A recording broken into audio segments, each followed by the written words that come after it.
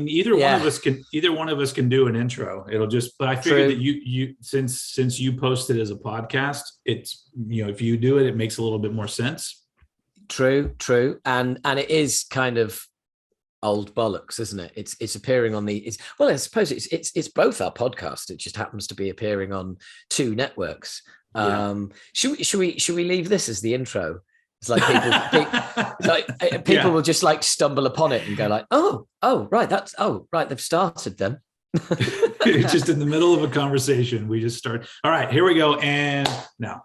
Yeah. Okay. Yeah. We'll be super professional from here on out. All right. All right.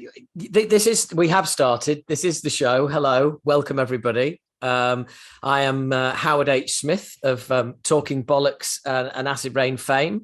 And I'm with my good friend. Please introduce yourself. Stephen, AKA Old Head. Exactly. Stephen, AKA Old Head. Whereas I'm just plain old H. I get one initial. Stephen, he gets three. So, I think that makes you more important than me. So, you the boss, man. You know what? Any leg up I can get in the popularity contest, I'm going to take it. And why not? I must say, by the way, that at some point I might have to switch some lights on because it's kind of it's been a gorgeous day here, believe it or not. But we are getting, it's starting to get dark. And for those of you who are listening, that made no sense. But go and watch the video on the Old Heb YouTube channel, and that'll all make sense. Considering that we are in two different parts of the world. I mean, right here, it's sunny now. It was threatening to rain earlier, but it hasn't really done that. So we're all good right now. This is the most awesome music podcast ever. The weather in London and Houston, Texas. We've covered the weather. Awesome. Yeah. So let's talk about politics and sports then, because let's just get it all in. The news broadcast will be done at the beginning of the show.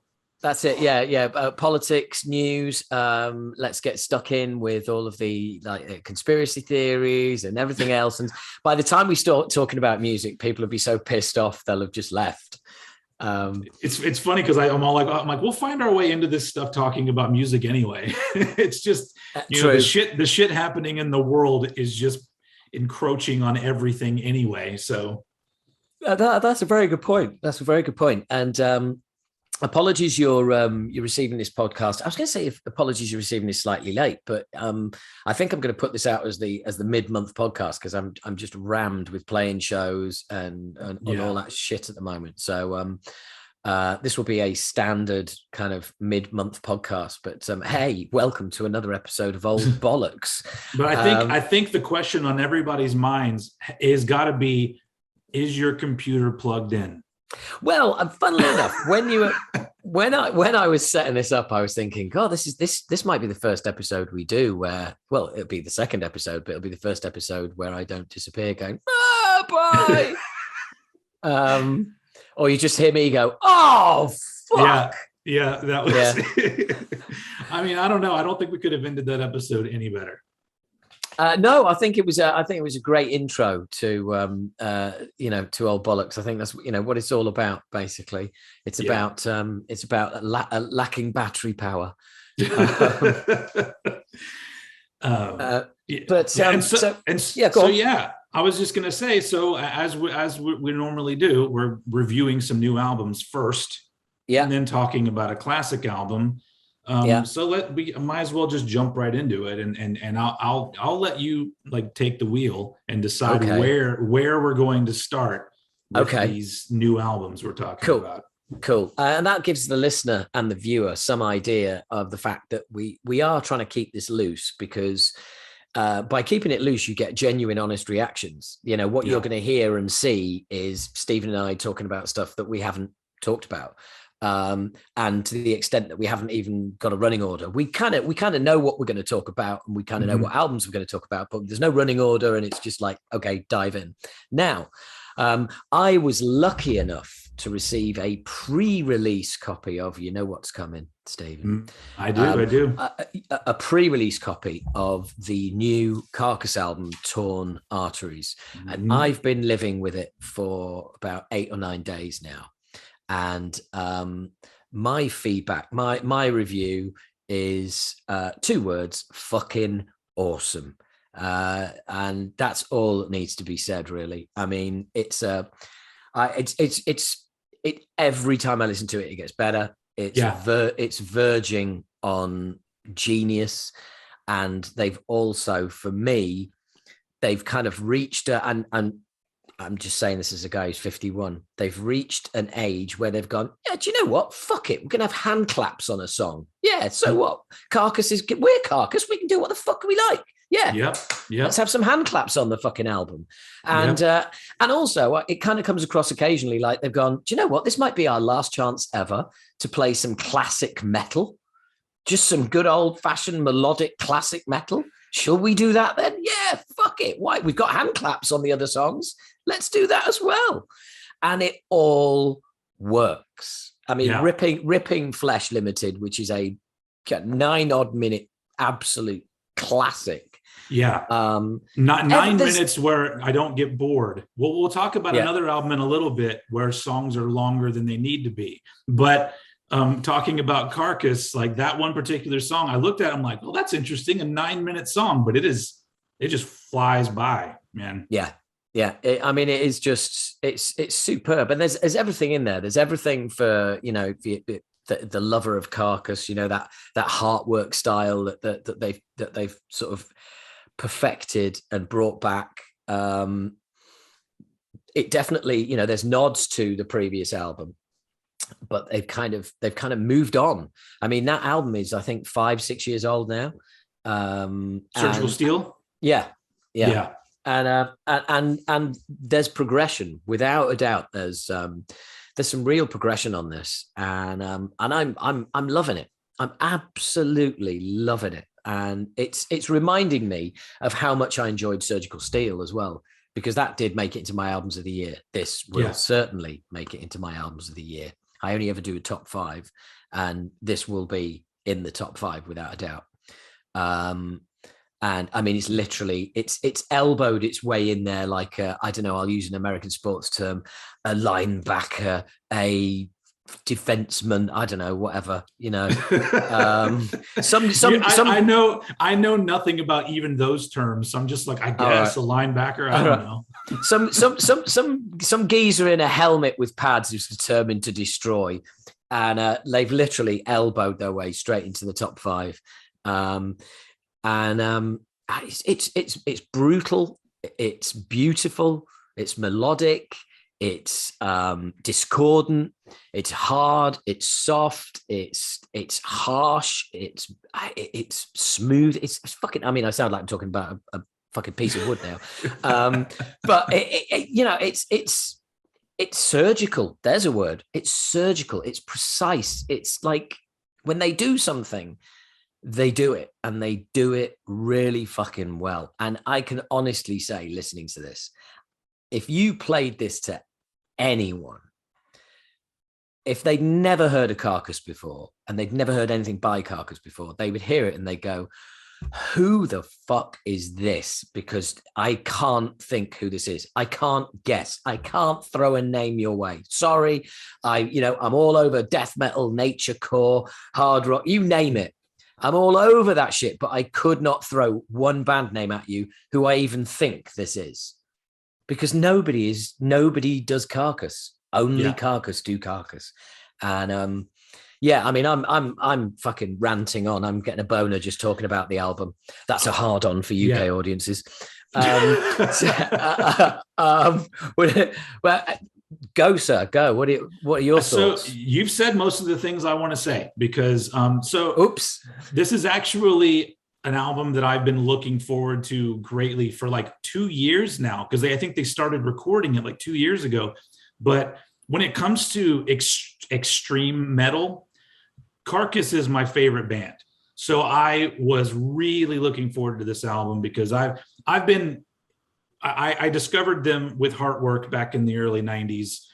And great album. And I've been a fan ever since of everything that they've done. I from the beginning, I love this. I love the progression of this band and where they went.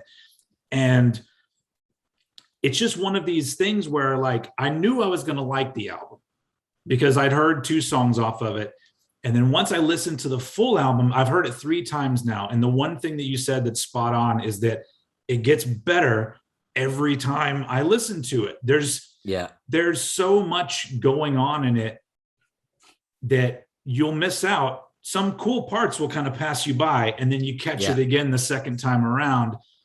But it's just so, and the one thing that you didn't mention that I really love about Carcass, especially the last couple albums, is they've kind of turned up the sense of humor on the lyrics. Yes.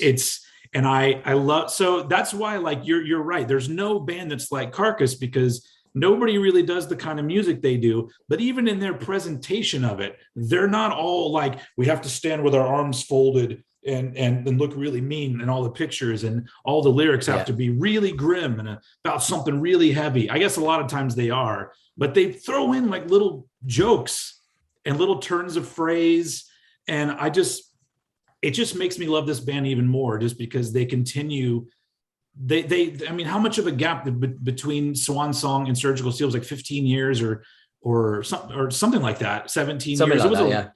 And then they come back with something that is just as strong. I mean, I'd say I like that better than Swan Song, but I'm one of those people that actually love Swan Song. There's not many of you. No. But I just love the fact that like they actually still incorporate some of the shit that they did on Swan Song. They haven't totally said fuck that album. You'll still hear things that harken back to that album and all of the shit that they do. And it's just, I'm 100% just in love with this album. I'm absolutely with you on it. And the fact that like they preceded it with the Despicable EP, which was songs that they didn't put on this album, and that was also really strong. I mean, that says a lot about a band when you're like, we had so many great songs, we needed to cut 5 of them off and put an EP out, of the other shit. And so this band is just a band that like I love it when a band has been with me forever or for a really long time, and then they put out something new and I don't have to try to like it. I just we're also going to talk about a band and a new album that is the opposite of that very soon. But I look, just to chime in on everything you said there, I completely agree. And also, when we say sense of humor, we're not saying it's more a tongue in cheek. It's more everything's done with a kind of knowing wink. But then something like the Scythe's remorseless swing. Try saying that after a couple of beers, right? The Scythe's remorseless swing. I think I managed that. The lyrics to that song are superb, but they are very serious. They're very real world, but they're also for me, it comes from this album could not have been I'm going to turn into one of these wanky reviewers now who says things like this because I've heard it somewhere else, but I now understand why reviewers say things like this. This album could not have come at any other point in Carcass's career. Mm-hmm. They're just like it really is like the album. They couldn't have made this album when they made Surgical Steel. They just couldn't. It really is kind of now. It is how you get a feeling that it's how they feel. It's their word. It's Jeff's worldview, specifically the lyrics to that final tune. Yeah. And also one thing I forgot to mention was the cowbell buried in one of the tunes, which is, I mean, hand claps and cowbell on a Carcass album. There will be people listening to this who go, right, that's it. Fuck it. I'm out. I'm no way. I'm not even getting it. I'm canceling my pre-order. They've got hand claps and cowbell. Now look, it's not hand claps like hooray, and it's certainly not cowbell like it's all done Carcass style, it's done beautifully. And I'm going to let you talk while I go and put some lights on. Otherwise, I'm going to disappear. All right, yeah, but yeah, I agree with all of that shit, and it really is. Yeah, I mean, it's at this point we're literally just praising an album repeatedly. I think it's something to point out because we talk about it occasionally. The production on this album, it does that nice thing where it sounds very modern, but it's not overproduced, where the drums sound fake as fuck. That's the one thing. The worst thing when it comes to metal drums. I mean, I don't like the production on a lot of metal drums, but blast beats usually annoy the fuck out of me. But the way they're recorded on this album and the way they've been on any Carcass album, it's real classy. It adds like this little layer underneath it, as opposed to the drums pummeling you in the fucking face. Like it's really well done.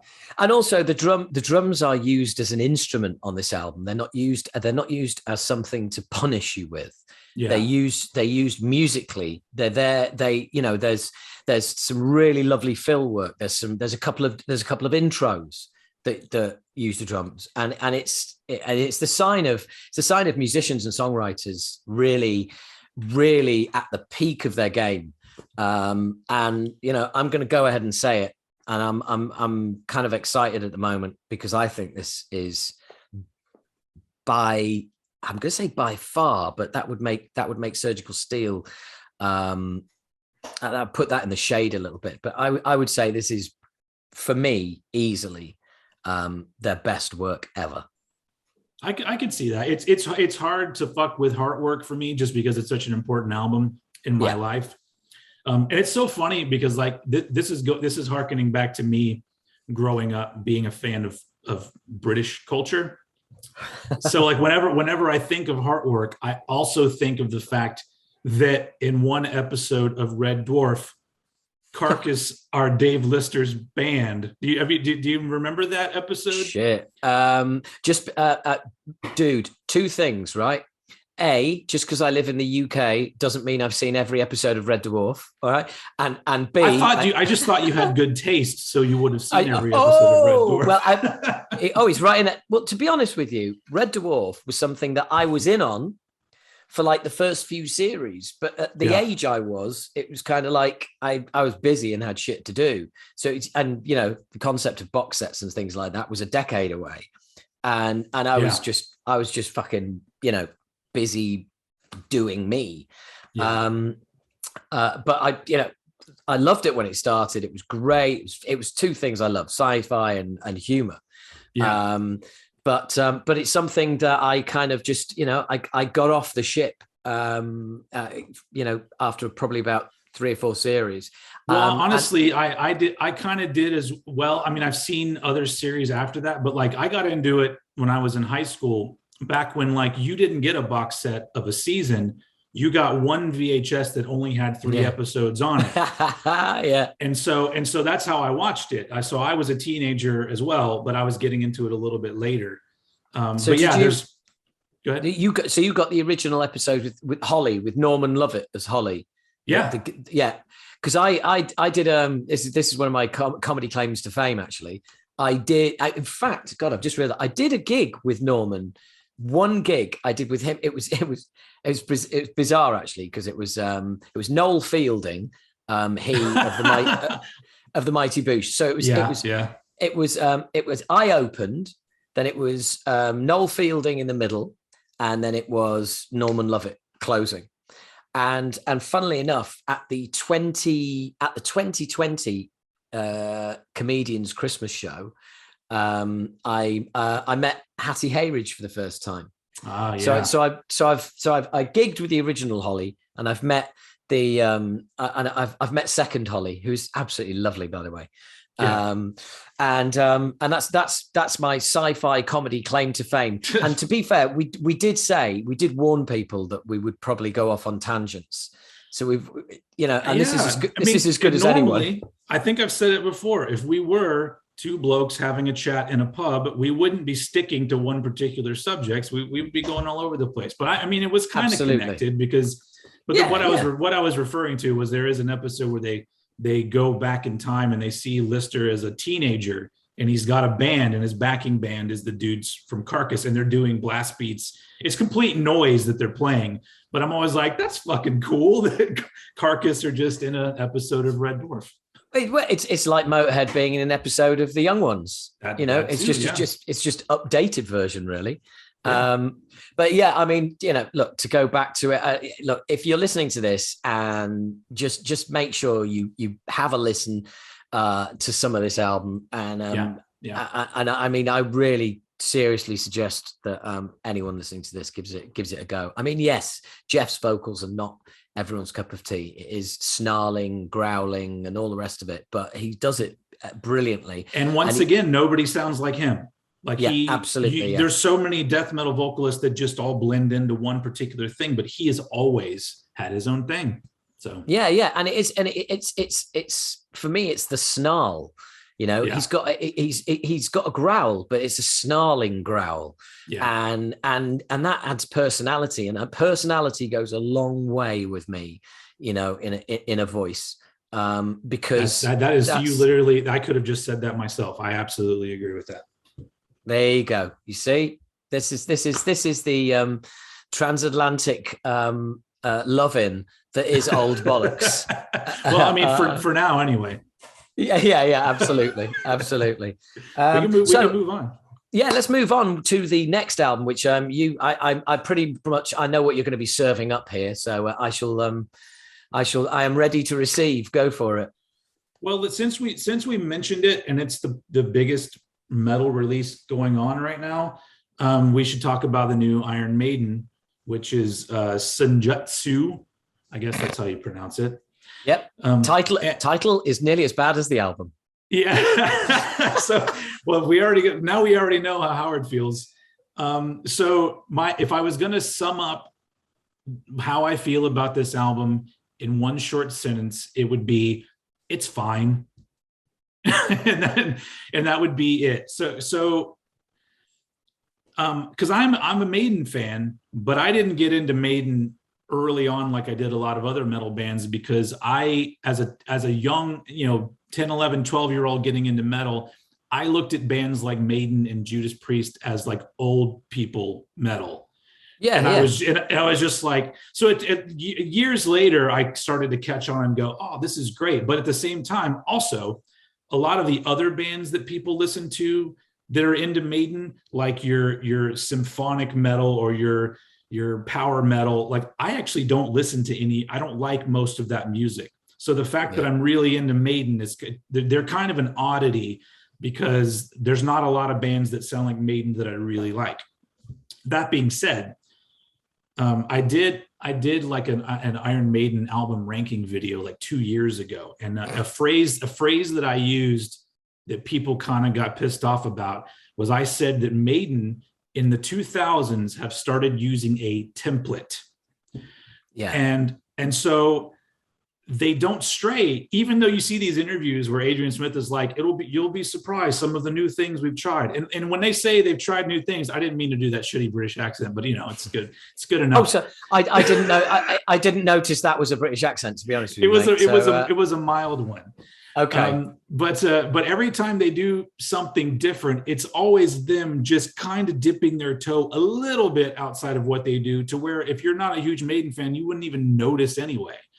And so there's really nothing new on this album, which is fine, because I like hearing Maiden be Maiden. And so I'll take an okay Maiden album and I'll listen to it and I'll enjoy it. Now, where this album fails for me, there's two things. Not only is it too long, and when I say too long, I don't just mean in time, I mean in what actually is offered on the album. If it was all really fascinating music and it was an hour and a half long, then I would be like, all right, cool. But this is an album that halfway through it, I was already feeling fatigued. And then there were 3 10-minute songs at the end of the album that I still hadn't gotten to yet. Yeah. And all of the songs, they have to have a minute to 2 minute to 3 minute intro.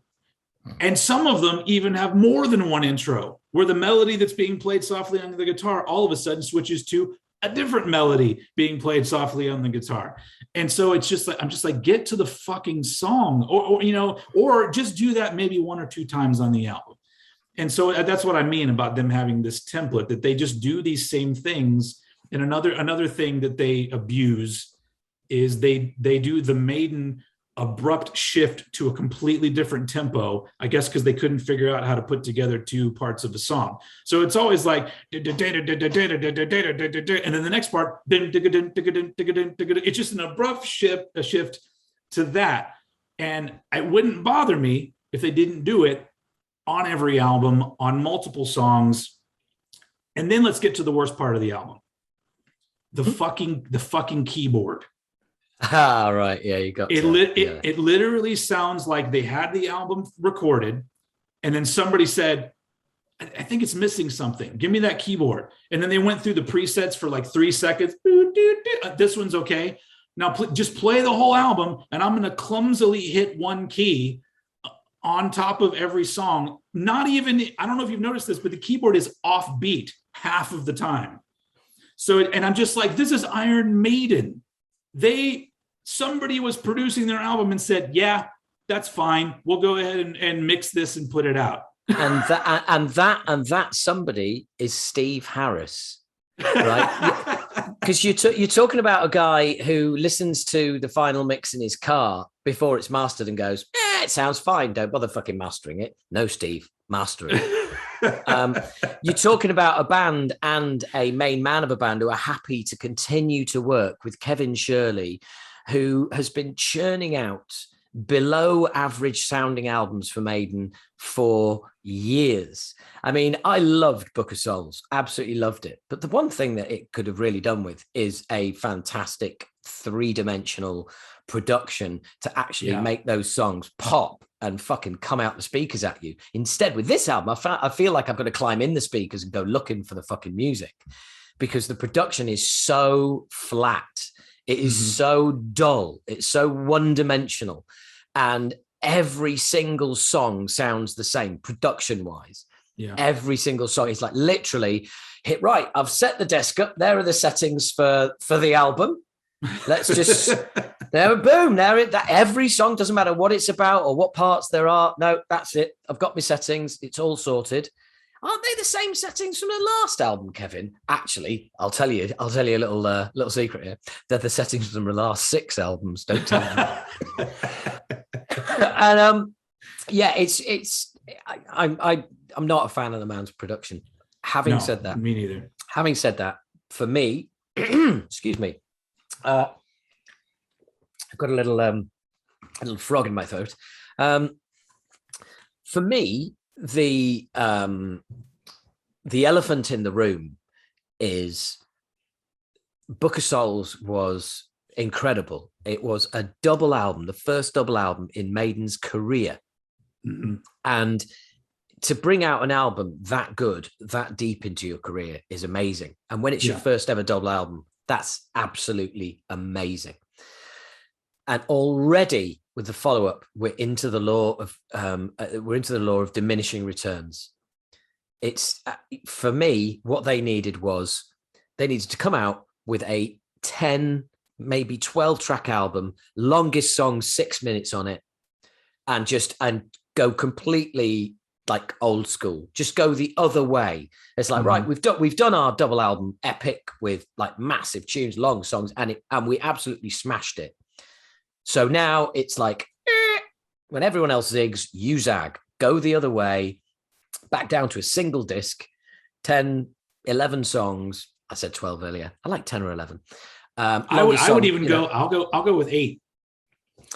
Yeah, well, I'm thinking shorter songs. I'm thinking shorter songs. Yeah. I'm thinking like, I'm thinking Peace of Mind type length, and that kind of album. Yeah, because you've done that. You've done it, and you did it, and you smashed it. Well done, congratulations.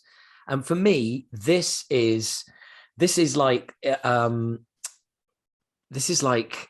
band that sound like Maiden, who've heard the Book of Souls and gone, why don't we give that a go?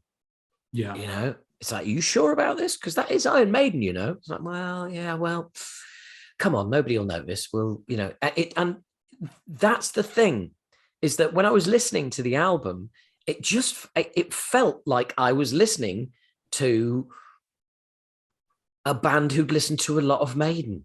Mm-hmm. It was, and one of the songs is just like, it's like, hang on, this is just a jig. This is just a traditional Scottish jig that you're playing right now. You know, it's like, I know it's supposed to sound like Maiden, mm-hmm. but you've completely, you're off the reservation with this shit, you know? And it pains me to say this. It's certainly not Bruce's finest hour. Yeah, I almost feel like he needs to just chop off a little bit of the high end of his range, because like lower down, he still sounds pretty fantastic. But yeah, I think he's pushing himself a little bit too far, which is, it's perfectly fine to get older and adapt to what you can do and still sound fantastic, you know. Thank you very much, Stephen. It's very kind of you to say so. Obviously, you were talking about me. You're one of the exceptions, because I think your vocals have gotten better. If you listen to Age of Entitlement and compare it to Moshkinstein, come on. Oh yeah, well, fair point. But I am shit on Moshkinstein, so that's a pretty low bar that you've got there. I'm better on the demo of that. But anyway, this isn't about me.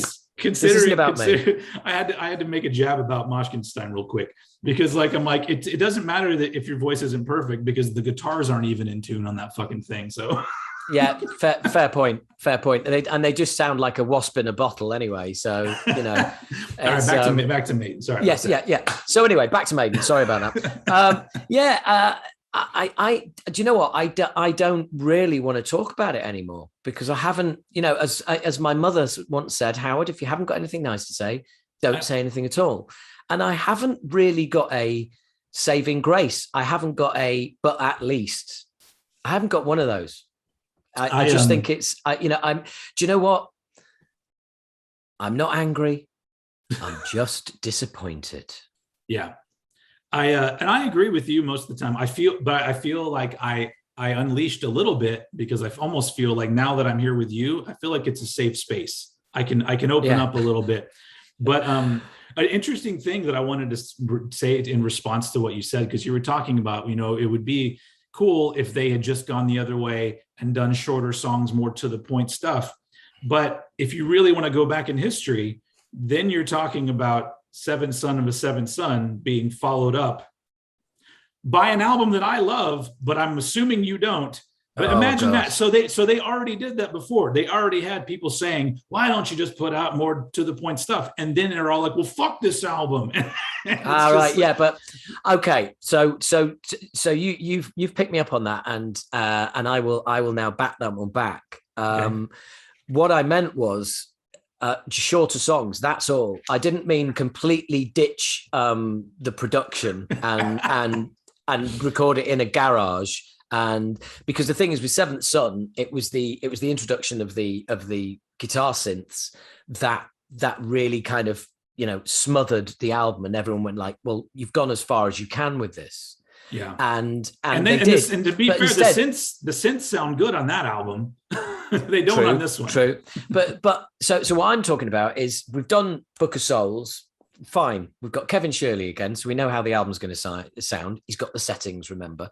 So it's you know, it's still that production, and it's still the set, you know, it's still that same template, but it's more the peace of mind kind of template where, you know, they just go in. We've got some like short songs with catchy choruses, and you know, I mean, Maiden used to write not write on purpose, but you know, there used to be brilliant singles on Maiden albums. You know, they used to be like. I'm trying to think of the most recent one, which not the most recent one. Book of Souls? No.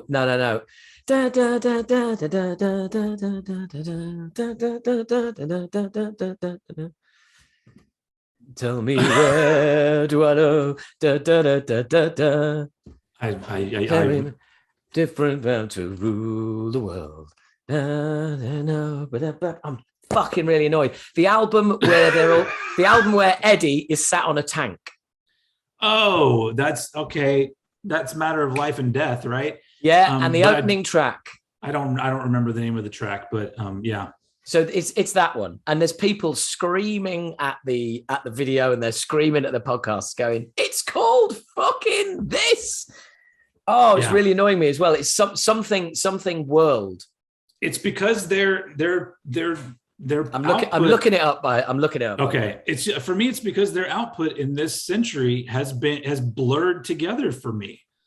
Like, right. Like I liked Book of Souls, but honestly, I didn't like it as much as I liked Final Frontier. But then before that, there's a couple albums that I thought were just kind of okay. What's the name of the song? Different World. Different World. So yeah, you're right. There's not really much else we can say. I really, for anyone who's interested, if you are a diehard Iron Maiden fan, yes, this album's fine. If you're like me and you want to be surprised by things, then this is not the album. And I honestly think that I feel like it should be a rule that you can't work with the same producer more than twice. Like that should be a rule. It should even be a rule for the producer. So the band Iron Maiden should be like, we're going to come to your studio again. And he should have said, no. Yeah, but turkeys don't vote for Christmas, mate. Iron Maiden say, we're going to come to the studio again. And you say no. And they go, okay, here's another wad of money. Oh, okay, then. You're right. So it's Maiden's fault. They should know better. Go with a different producer. Go take that note, every metal band. but the thing is, I know a few metal producers. Said the big music biz guy. And I know some that have talked with certain members of a band we both love called Metallica. And said, look, I'd love to work with you guys. I'd do this, I'd do that. And the response has been not really interested in getting out of our comfort zone anymore. Not this far down. It's like, we did that. Yeah. We've done that. We got out of our comfort zone. We've put, and now it's more kind of, now it's more a case of, do you know what?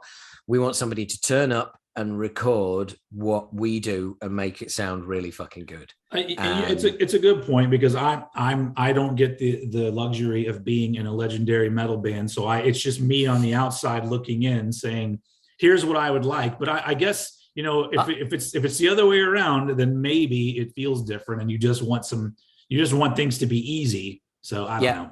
Well, good. Well, I'm glad that reference to being in a legendary metal band was not aimed at me, and it was aimed at members of Iron Maiden and Metallica. And I agree. I think you get to a point. You get to a point where you go, if you're those guys, you get to a point where you go, I don't want to be working with a guy who's going to say, not good enough, do it again. Oh, try this. Yeah, fuck you. I know what I'm doing. This is what we do. We were doing this before you were born. We were doing this when you were fucking swimming in your daddy's balls. So go, so just fuck off. And I can get that. I get that. Yeah. It's and anyway, I think that's come to a juddering halt, hasn't it? Yeah. It's disappointing. We can say that it's a disappointing album. So yeah, it is. We can move on. It is a disappointing album. Okay, so next up is an album that I got the Carcass album early, and I legally got it to you so you could have a listen as well, because you're a big noise on social media. So for anybody who is going to make a big noise about the Carcass album and make sure that people go out and get it, then they need to be able to listen to this. And then you did the very same for me with the new Turnstile album, Glow. Yeah. Glow On. Sorry, Glow On. Thank you very much. Yeah. Thank you. I'm interested to hear your take before vomiting my opinions all over you. Okay. So to set the stage, every single Friday, I sit down to work, and while I'm working, I have the luxury of listening to music while I work. Are we allowed to say who you work for? Nah, let's not. Let's just say I work for a large corporation. yeah, that's right. But ISIS. Yeah.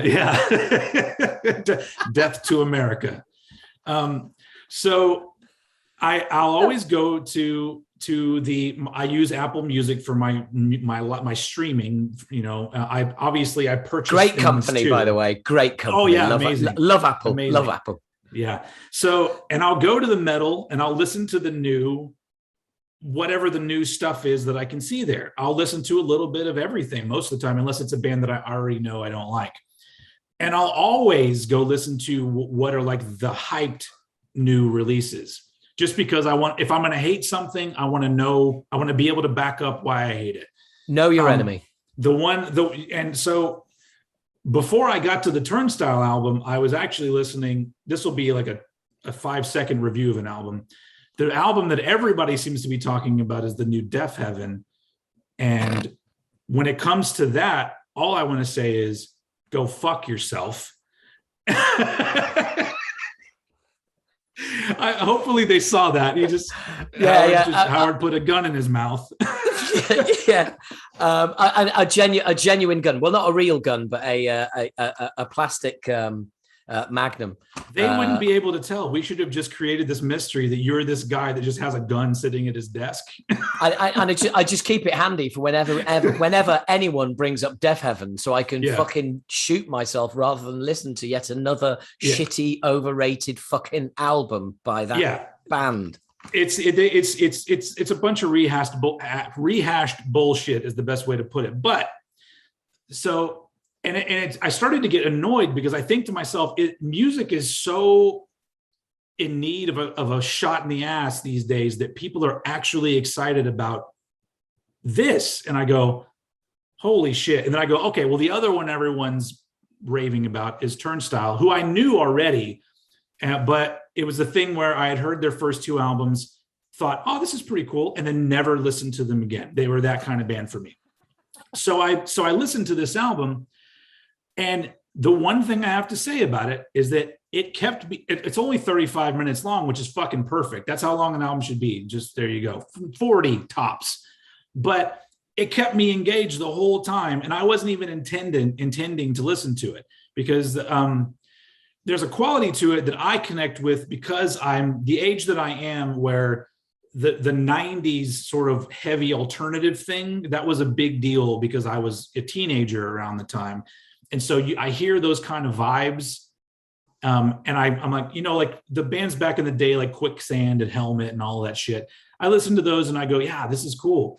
And so the thing that I liked about it was I was like, oh, wow, they're giving me a lot of different styles of songs with their own spin on it. The production's pretty damn good. There's interesting little things here and there. Some of it's really catchy. I'm like, I can get the hype behind this. Now, did I think it was like amazing? No, but immediately I thought, I wonder what Howard would think of this, because it's like that's not only is it a band that I've never heard you talk about. I don't think I've ever heard you talk about hardcore music in general. Maybe you have, but. Well, I'm gonna go on record and say that this isn't a hardcore album, and that's why I like it, because for the most part, this is just my humble opinion, 95% of hardcore music is complete shit. and nowadays I can't break myself away from the vision of what hardcore audiences look like nowadays. And I'm gonna throw this out there. If you are a band that allows 10 people in your audience to do karate kicks to where the rest of your audience has to stand further back from the stage, then you're a shitty band. So anyway, so it's all those things on top of those things that made me, when I heard this album, go, I'm surprised that I'm utterly enjoying this. And so that's really all I have to say. I think it's just a very well done album that I may listen to more. I don't really know. But I was pleasantly surprised by the quality of it. And now I'm going to throw it over to you, sir. Okay. Well, I firstly, like Jello Biafra is one of my all-time heroes, and the Dead Kennedys were a big band in my formative years. Hello, Frankenchrist, Moshkinstein. But would you consider them hardcore? Well, no, they're punk, hardcore punk, but Agnostic Front, Crumbsuckers, Ludachrist, all those bands.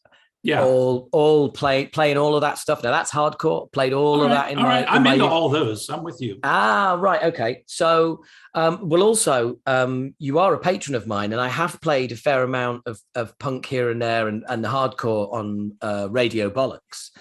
And one band that if you haven't got the album, look it up because I think you would really, really love it. There's a band called Red Tape. Okay. Right. Never heard it. Their album is just it came out on Roadrunner. They did one album for Roadrunner. I'm gonna write it down. Red Tape. Yeah, and I'm just looking up the album, and it's called Radio Activist. Okay, cool. And it's that rarest of things where it's a hardcore album and band with hooks.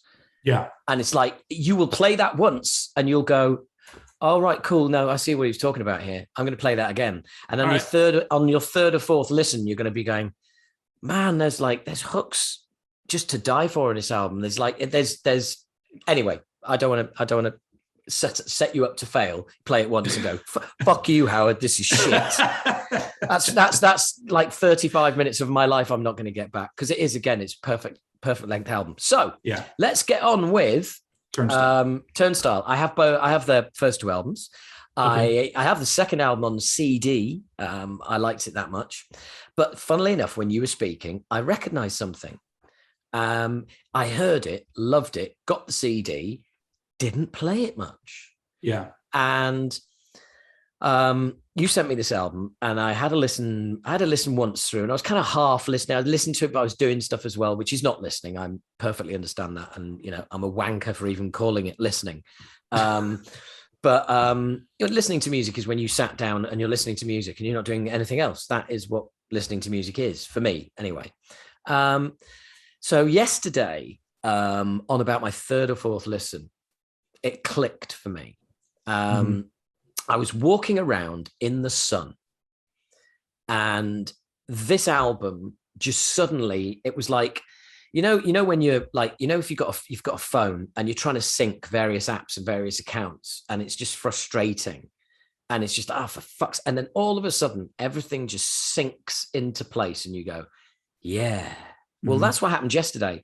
The music I was listening to synced with my environment, with the weather, with my mood, with where I was, and it just went like, yeah, right. This I'm really, really enjoying this. I'm really liking it. And I did think about a few things while I was listening to it. I did think, this isn't hardcore. Yeah. I also thought, this isn't metal. And I arrived at the conclusion that it is actually one of those rarest things. It's a band with their own sound. And the only band I could think of even comparing them to would be Billy Talent, who don't sound anything like them, but they're a band who have their own sound and their own groove, and they're really, really good at what they do, and no one else does it.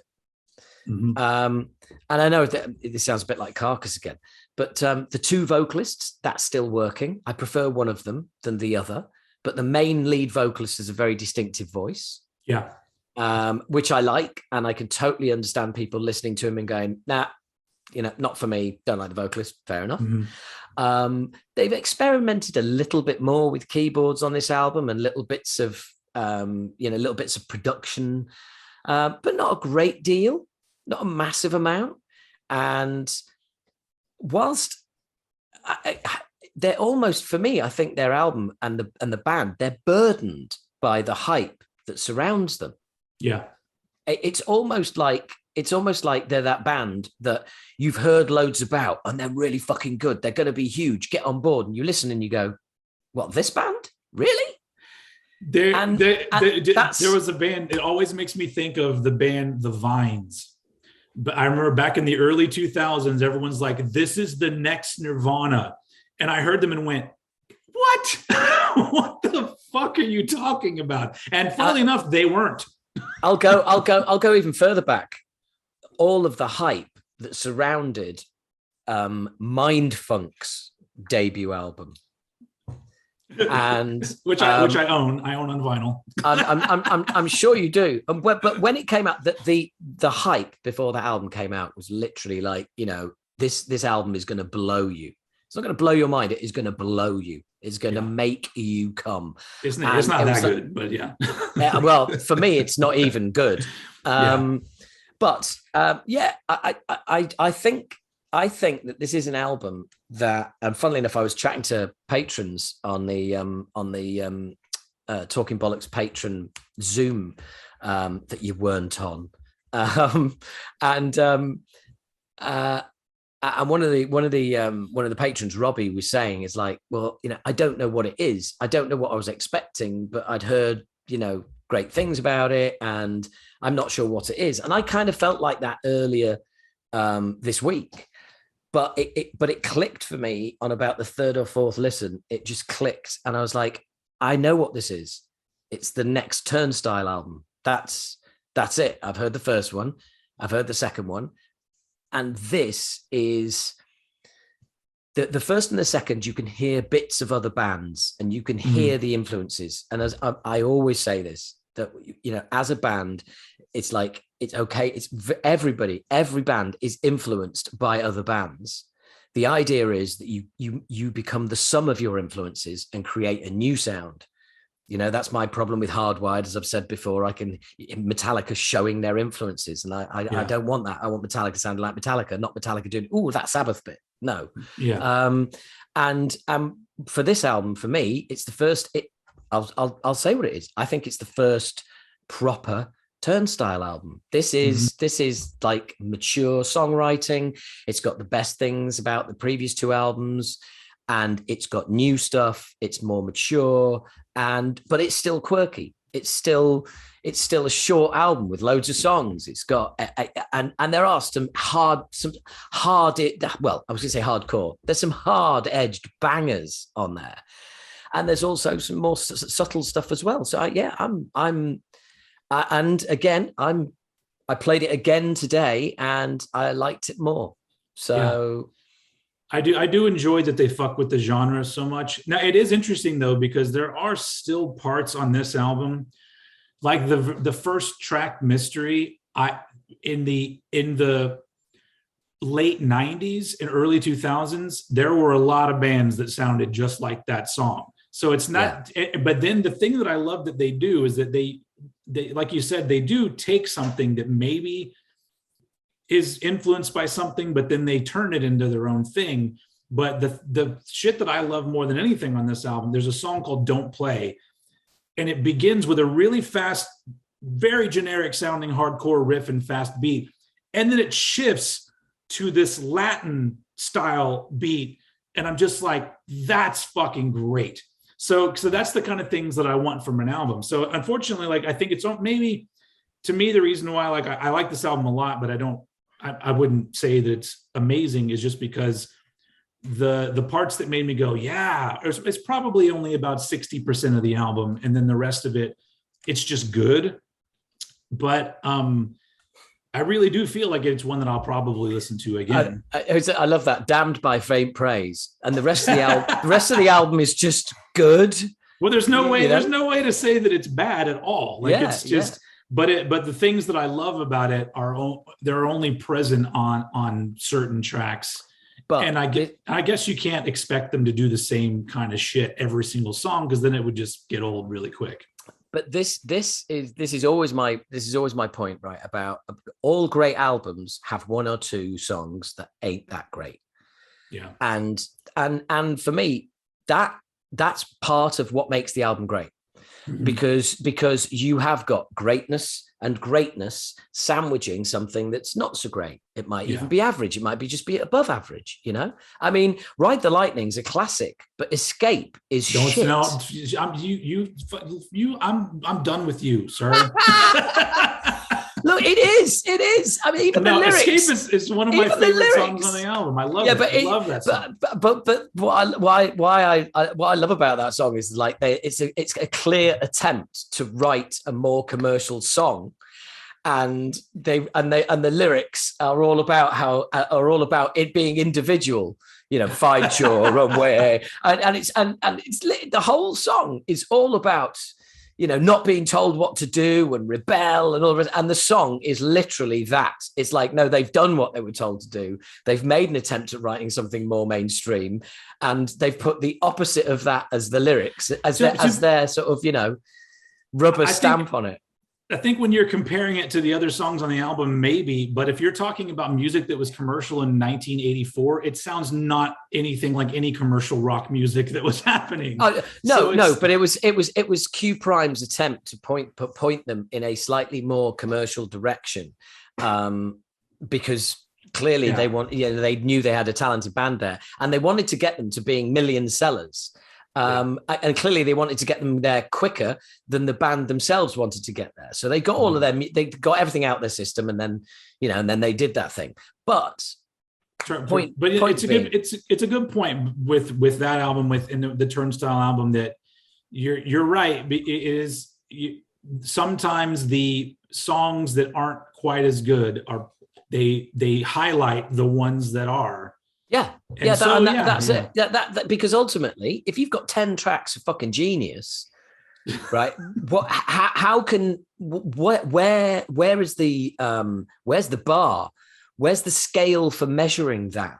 Yeah, that's why I like. Well, I guess I like to have like a couple of songs that that tune's okay.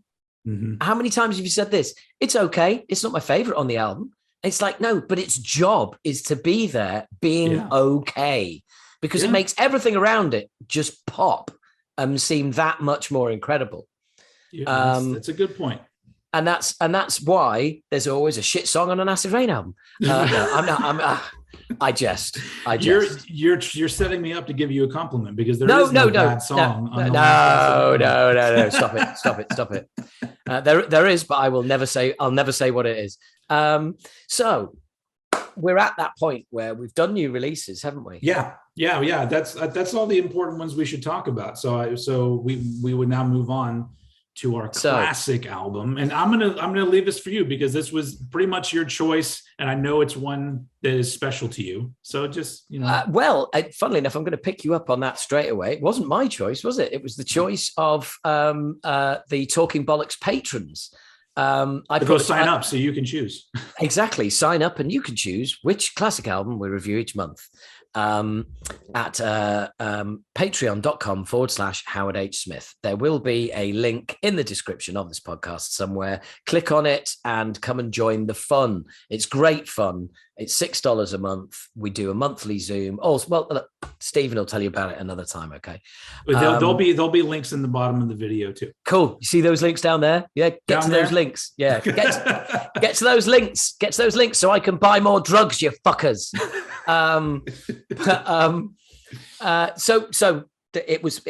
There was 4 albums that were put up suggested to review, and the album that won was Eternal Nightmare by Vio-lence. Yes. Now this is an album that is it's deeply ingrained upon my soul.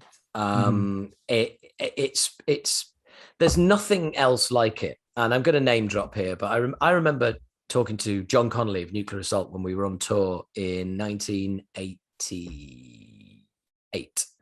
And he said, have you heard the dude from Vio-lence? And I was like, yeah. And he's like, man, he's doing something really interesting with his voice. And I was like, yeah, I know. I really like it. He said, yeah, me too. And John didn't really listen to a lot of metal. And that right there, when other musicians are talking about someone in another band, like, there's something going on. Now, Sean is very much an acquired taste. Some people will listen to Vio-lence and straight away just go, I can't have it, can't be doing with it. And that's, that's fine, because that's how vocals are. I get it. But for me, his absolutely insane delivery combined with the insane music is what really makes this album special, because it's kicking ass in every single department. The drums are phenomenal. The bass is fantastic. The guitars are great. The vocals are insane. The lyrics are nuts, and the production holds up to this day. Mm-hmm. And do you know what? That album recorded on Pro Tools just would not be the same, because it's got a vibe and a feeling for me, which I look for, and I very rarely get these days. I love the sound of an album, of a band, where it sounds like it could go wrong any minute. It sounds like the train could leave the tracks any second, you know? And right from the get-go, this album just the songs are just incredible. The songwriting is superb. I mean, songs like Serial Killer, it's just nuts. It's fucking nuts. And it's like, it sounds like the inside of a serial killer's head. It sounds like 1,000 thoughts at once, put down as music. It's just incredible. And then you've got stuff like Calling in the Coroner. I mean, I interviewed Sean Killian for the podcast. Go and have a listen to that, folks. Talking Bollocks. Just go and look up Sean Killian. You'll hear the interview. And I asked him about the lyrics to Calling in the Coroner, because I was just like, where the fuck does that come from? And he was just like, oh man, you know. I said, because there's a lyric in that which is famous amongst me and some of my close friends from back in the day. We still snigger about it, and we'll still mention it, which is sports jacket, cool tie, and wheeling out the body. And I asked him about that specific lyric, and he was like, I was watching TV one day, it was the news, and it just showed a coroner, and he was like, he just looked like a cool dude who was like pushing this trolley that clearly had, you know, a cadaver on it, you know, covered up. And there's a glimpse into the mind of the person who's writing the lyrics for this album. There's just bangers after bangers. Kill on command. Kill on command. Kill on command. And the backing vocals, they sound insane. I mean, when we were recording Age of Entitlement, Jace said to me, how do you want your backing vocals to sound? And I was like, there you go. There's Eternal Nightmare by Vio-lence. He was like, this is from fucking years ago. All right. Because he's from India. And he's not, he's Welsh. And I was like, yeah, but dude, listen to the backing vocals. And he played them, and he was like, oh, I see what you mean. I was like, yeah, exactly. It's like, that's how backing vocals should sound. Backing vocals in thrash metal were perfected by Vio-lence on their debut album all those years ago. And Phobophobia. I mean, you know, I just nuts of, you know, phobia upon phobia upon phobia. And it's just bodies on bodies on bodies on bodies on bodies. It's just, oh man. And there is a couple of Vio-lence tributes in amongst my lyrics and occasional phrasing. So on Plan of the Damned, our comeback single, there's bodies mentioned in the lyrics there. And that's a Vio-lence reference because of the way it's pronounced. Because I go, bodies! And it's a reference to Bodies on Bodies by Vio-lence. And go back and listen to that, kids, if you haven't already picked it up. There's just, and the artwork is iconic. That word is overused, but it's iconic. And if you're listening to this and you're thinking, oh, this album sounds quite good, I might give it a listen. Firstly, examine some of your life choices, because if you haven't already listened to it, then just hang your head in shame. But do you know what? You're forgiven. Off your trot. Go and listen to it now. It's not for everybody. The vocals are insane. But there is so much to love about that album. I genuinely, I cannot find a flaw in it.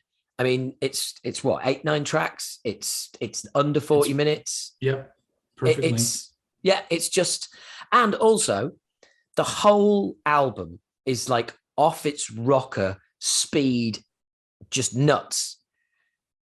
And then there's Calling in the Coroner, which is basically the Vio-lence equivalent of a ballad. And it's just awesome. It's a mid-pace. Now, normally with any thrash band, when you've got all the songs are 100 miles an hour, especially bearing in mind that, I'm a teenager when I got that album, and you're listening to it, you're always going to go, oh, fuck, it's the slow one. Because back then it was all about speed. And to a certain extent, it still is, because that's what makes thrash. And not Vio-lence, though. That one song that is just a mid-pace, it just works. And it works because of Sean's vocals and because of his lyrics, because it's so off kilter that it just makes you pay attention.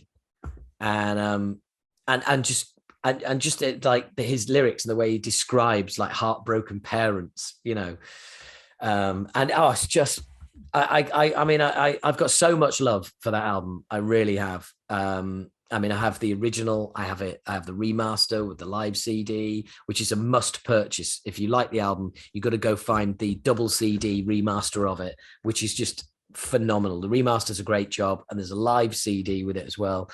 And that is a must purchase. That is a must purchase. And I think I've said all I've got to say about it. Cool. So just for the viewers at home, we're talking about this, dude. Oh, turn it over. Let's have a look at the back. You see, and that's what a thrash band should look like, right? Yeah. On the back of Eternal Nightmare. That is what a thrash band should look like, right there. Agreed. Yeah, it's they do look like a little bit like you're not quite sure what kind of people they are. know, you're like they seem like they could be a little bit sketchy, but that's not the original back. That's not the original back of the album. Just bear with me. Okay. Have you got it there? Do you think you've got it right? Right, just bear with me. I think I'm okay. And okay. As far as I know, this is a 1988 copy of this, but maybe because this is who knows? I thought that this was originally how it looked. I'm getting there.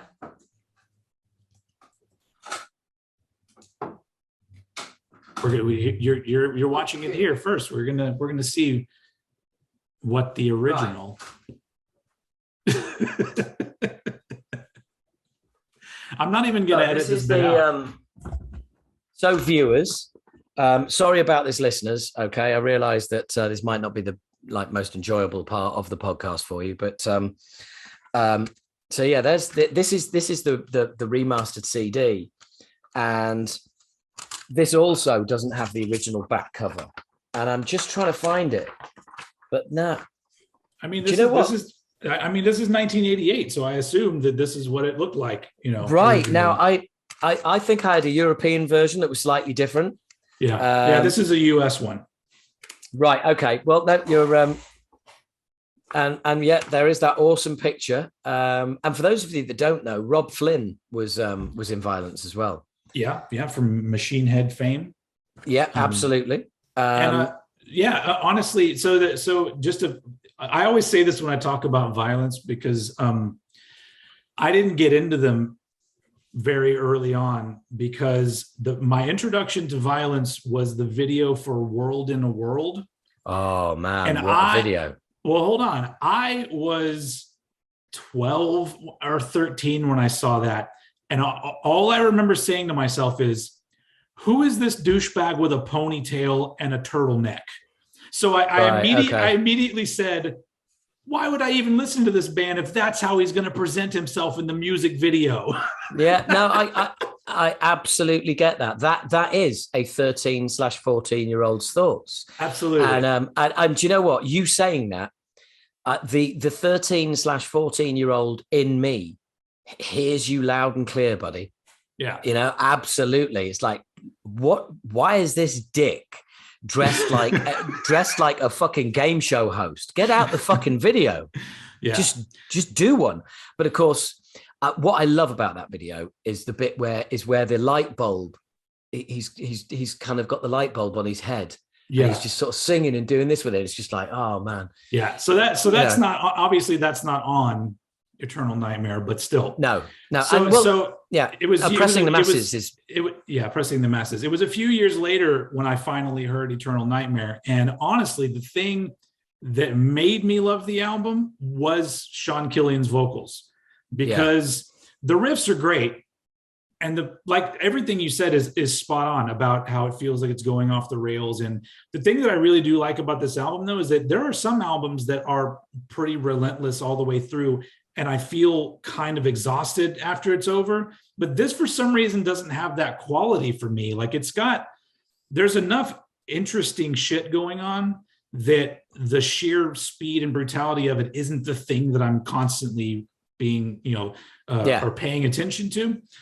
And so this is an album that, like, over the years, I think I think this is one, like, I'll see people do their, top 10 thrash albums ever made. And if this isn't in there, I always go, oh, have you just not heard it yet? Absolutely. Yeah. No, you're absolutely right. And I need to also apologize to all Vio-lence fans listening. Of course, it's not 8 or 9 tracks. It's fucking 7 songs. 7, right? 4 on one side and 3 on the other. And the beauty of this back cover, I don't know if you see, but all the lyrics are on the back. Wow. Right. So literally you can just see, it's like there's a punk band that I love called Propagandhi, and they who doesn't love Propagandhi or Propagandhi or whatever. Anyone with good tastes loves Propagandhi, but they have one of my favorite albums is called Less Talk More Rock, and on the back cover of the record, it's literally just all of their lyrics. And so it's like, if you're unsure of what this band is about, before you even buy it, just go ahead and read the lyrics. But anyway, so I don't really have a whole lot to add, because I agree with everything you said. I got onto this album a little bit later, obviously, because you were the prime age for this album to come out. And I heard it a little bit down the line, but it's one that I never get tired of hearing. And unfortunately, to me, it's the best Vio-lence album. Their other 2 albums and their EP I like all of them, but this is my go-to. Like, if somebody wants to hear Vio-lence. I would say it's a go-to, but I have a very, very warm feeling and deep relationship with Oppressing the Masses. Yeah. I also like the production on Oppressing the Masses, which I know a lot of people didn't, but I loved it. I mean, I think if you're going to follow up Eternal Nightmare, I think it's not far off the perfect follow-up, because you can't do Eternal Nightmare again, and it is slightly more reined in, but that's like, it's slightly more reined in than Eternal Nightmare. That's like, it's slightly more reined in than Insane. It's just mad instead of completely insane. Yeah. So, there's levels and there's levels. And basically, on Eternal Nightmare, I think that is how you announce yourself as a band. You just, you put that out and you go, have that, fuckers. And everybody just goes, wow, that's insane. And it's funny because Eternal Nightmare will forever be a bookend, not a bookend, but it goes in a pair of albums for me, because they both came out in the same year and they both give me the same rush of adrenaline. So if I ever listen to Eternal Nightmare, I immediately follow it up with Mind Wars by Holy Terror, because those came out in the same year, and they are both albums that I'm just like, what the fuck were these people on? And so it's like, man. That's I know a lot of bands want to recreate that vibe these days, and I wish that somebody could come close. But, is this the point where I remind you that I saw Holy Terror with Napalm Death and DRI in Nottingham in about 1986? That you should always remind me of that, because that sounds like a killer fucking show right there. I interviewed Mike Alvord from Holy Terror. I interviewed him for the podcast years ago, and he was like, "Dude, I remember that show. It was fucking awesome. There was sweat dripping off the ceiling." I was like, "Yep." I was sat on the floor, which was the stage, like by one of your feet watching the whole show. And he sent me a picture after the interview. He sent me a picture. It was like, this was the gig. I was like, yeah, man, that is the place. But yeah, I mean, yeah, Mind Wars. Maybe we do that. Maybe we do that next week, and next month, and you can spout off about that. Or yeah, maybe so. I'll tell you what. We'll do the poll like we did. Okay, we'll do the poll. But this time it's going to be you. So I'll choose 4 albums or something. Choose 4 albums, and I'll stick it up on the Patreon, and we'll take it from there. So the important question, I realize that we have presented ourselves as a metal show, but if it's not, is it okay if it's not metal? The albums that I suggest. Oh well, I mean, I personally, I think we've established. Well, I've been doing Talking Bollocks for 7 years. Yeah, and I would say the only band that I've ever had on who weren't metal were the Lounge Kittens, and that's because they did the amazing cover of Rollin'. Mm-hmm. Are you aware of it? I believe I heard that from you. Ah, right. Okay. So have you seen the video? Is just incredible. I think that's where I saw it, and it may have been through a post that you did at some point back in a while back. Right. But yeah. So, right. I mean, but I can stick to metal, but I figure we talked about Turnstile on this episode, which is like, well, metal. Okay. Well, look, if you're going to put a Eurythmics album in there, go fuck yourself. No. I mean, it's going to be heavy in some way, but it may not necessarily be metal. Like it's I'm not gonna. Like it's not going to be. Yeah. I'm not going to choose a Pearl Jam album or even a hip hop album, even though I love hip hop. But we'll stick to heavy shit. This is a conversation that we should be having, not on the show. No, it's all. I mean, because this people basically get to hear how this shit works, and the thing is, as well, is like while we're having this discussion, there'll be people going, well, I don't know, throw in some non-metal stuff there, or no, I always figure, look, do you growing up in public? That's because that's what you have to do eventually. I mean, I started a podcast like it's coming up 8 years now. I started that podcast. I'd been listening to podcasts for 10 years, right, before I started doing my own. And I genuinely, from the minute I started doing my podcast, I knew how I wanted to do it, because I knew how I knew what listening to podcasts felt like, and I wanted to create that feeling for somebody. Yeah. But by the same token, my interview technique, is for shit, and it's grown over the years. I mean, I can't believe that I now host the official Motorhead podcast. I mean, that's hilarious. I mean, This is for somebody who loves talking about himself and his opinions and his band so much. I really do enjoy listening to other people as well, and it's helped improve my listening skills by really developing an interview technique that is conversational. And so this all basically what I'm making a point is you growing up in public, and that's what we've just done. Everyone's got to hear all the behind the scenes shit. Yeah. So I guess before we leave though, since we did talk about Eternal Nightmare, I can't leave it alone without asking you, how do you feel about new Vio-lence? Like, are you excited? Or are you weary? Like, what are your thoughts? Trepidation. Okay. I don't think those guys are going to put anything out that they would think is anything less than stands up to the old stuff. And I know, having spoken, name drop again, having spoken to Phil before they'd started writing, he said, like, the riffs that I've got in mind and everything that I'm kind of like working on is Eternal Nightmare kind of era stuff. That's and he is immensely proud of that album. more so than oppressing the masses. And I think that is what he wants to create. He wants to create something that has that edge of insanity to it. God, Edge of Insanity. That's rings a bell. That's the name of the band. Unfortunately, yes. But or it's just Edge of Sanity. Yeah, whatever. So there you go.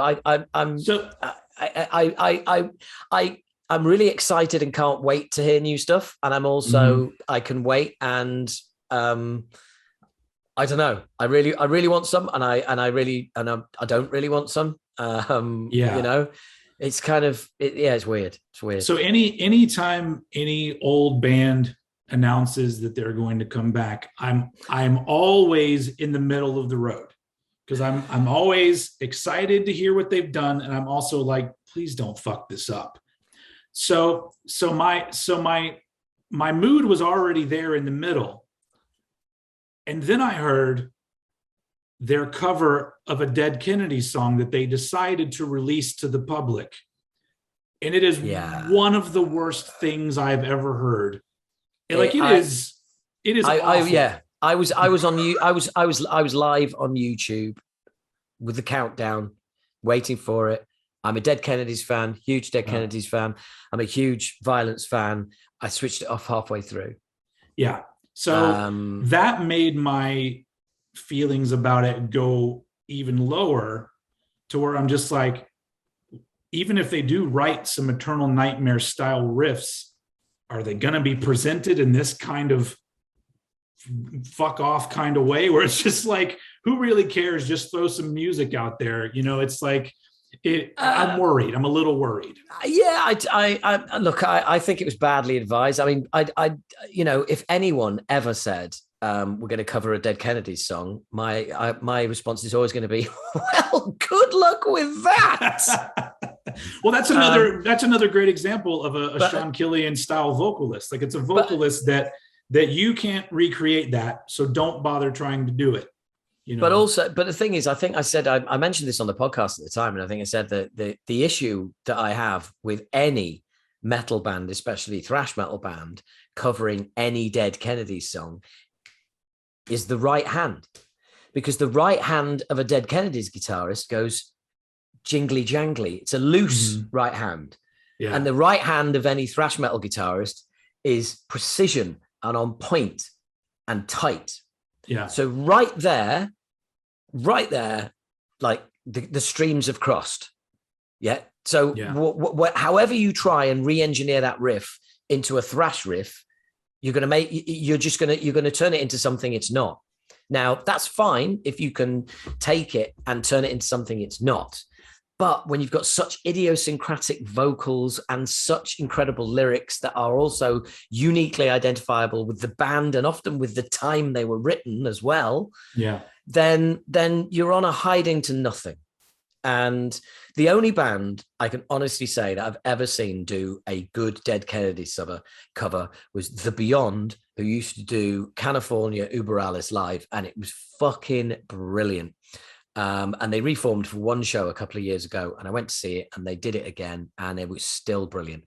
But if you're covering the Dead Kennedys, you're in for a world of pain. You really are.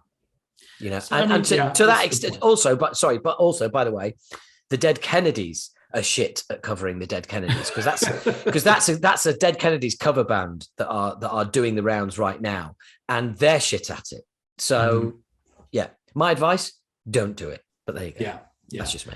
All right. So, I mean, so clearly whenever they do, obviously, because the good thing about this show is that I think I may have said it on the last episode, but I don't know. I hate doing album reviews because I always feel like I don't just like me talking about it. I feel like it's very boring. And so this has now given me an outlet to where, I can review stuff now, and I feel way more comfortable doing it because it's a conversation and not just me talking to a camera. And so obviously whenever the new Vio-lence comes out, which they said it's an EP, right? Yeah. We will talk about it, and maybe I will be pleasantly surprised. I really hope that I am. So me too. That's it. And that seems like a very sensible place to leave it, dude. Yeah, absolutely. So, I thank you everyone for not only watching, but listening. Or if you're one of those people that did both, did you go download the podcast and then come over to YouTube and watch the video? Then you are one of the special people. Yes. And by special, he means you probably need to be sectioned. If you did do both, my suggestion would be you're very special, but seriously, get a life. But yeah, look, thank you, everybody. Thanks for listening. Thanks for watching. I mean, basically, if you're listening to this, you had no choice. This has appeared in your Talking Bollocks podcast feed anyway, whether you like it or not. But yeah, thanks for listening. Hope you've enjoyed it. Feedback to us across Old Head social channels and the Talking Bollocks social channels. Throw ideas at us for stuff we can do, albums you like us to talk about. But ultimately, if you want to have a say, sign up at patreon.com/Howard H. Smith, which is the Talking Bollocks Patreon, and sign up to the full Bollocks for $6 a month, just as Stephen did. And he's having a whale of a time, and so will you. It's absolutely worth it. I there's other people that I am a Patreon of, and even though I love them, they could actually put out more content for the money I'm giving them. But I've never had that gripe about about Howard's Patreon, because it's always got cool shit like this. Right. Yeah, like this. God damn it! Right, stop recording. I want to talk to you when people aren't listening. Okay, bye everyone. Okay, see you. Bye.